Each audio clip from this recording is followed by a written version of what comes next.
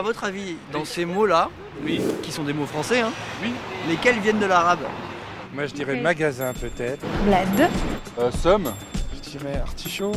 Mais en fait, ils viennent tous de l'arabe, ces mots-là. J'hallucine. Je suis choqué. Je suis choqué.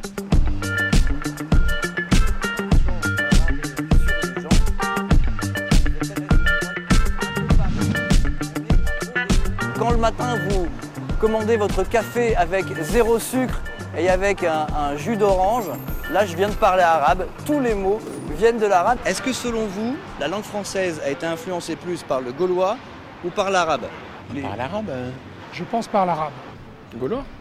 Arabe, beaucoup plus. Les langues qui ont le plus influencé la langue française, c'est l'anglais, l'italien et l'arabe. Et les gens savent pas forcément que l'arabe a autant. Et ben voilà, une zouze. Ils disent ouais c'est une meuf. Ouais, bah ça vient d'où? Je sais pas, ça vient de l'arabe aussi. Bah c'est de l'arabe.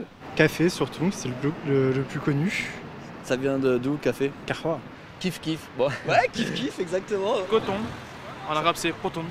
T'as le seum. Là, le seum, c'est le poison en arabe. Ça veut dire le poison en arabe. Du coup, quand t'as le seum, ça veut dire que t'es dégoûté un peu. Je kiffe. Kiff, putain, je dis tout le temps, depuis que je dis kiff. Bah ça vient de l'arabe aussi. Évidemment, l'arabe est rentré dans la langue française depuis le 9e siècle.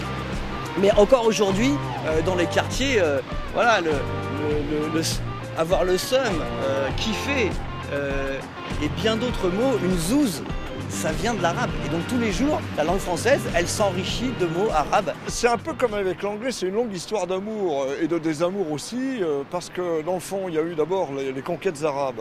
Là, on est à partir en gros du 8e, 9e siècle, puisqu'ils se sont introduits et ils ont conquis l'Espagne, et on venait de l'Europe entière pour rencontrer des savants. Ça, c'était la première chose. Les savants arabes, donc. Les savants arabes.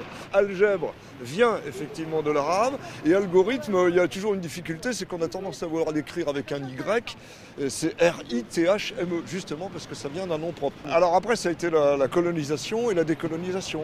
Alors dans le cadre de la colonisation, c'est vrai que c'est d'autres mots qui sont arrivés, je pense à des mots comme bled, et puis alors la dernière génération, on la voit à travers de très beaux raps qui sont donnés, et là c'est surprenant parce que énormément de mots arabes passent, puisque ce sont des jeunes des cités dont les parents viennent souvent de Tunisie, du Maroc, d'Algérie, d'Afrique, et il y a des mots qui passent. Wesh wesh, wesh est tout à fait passé aussi comme une interjection. Alors certains, wesh wesh rak, ça veut dire comment vas-tu, en beau langage d'ailleurs. C'est un mot familier chez nous, mais au départ c'est un mot d'arabe littéraire qui est très beau.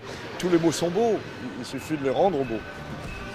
C'était magnifique comme fin, tous les mots sont beaux, il suffit de les rendre beaux.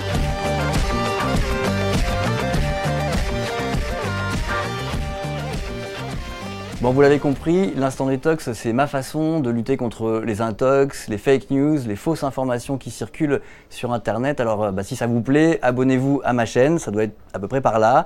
Et puis sinon, regardez la prochaine vidéo de l'instant détox qui doit s'afficher à peu près ici.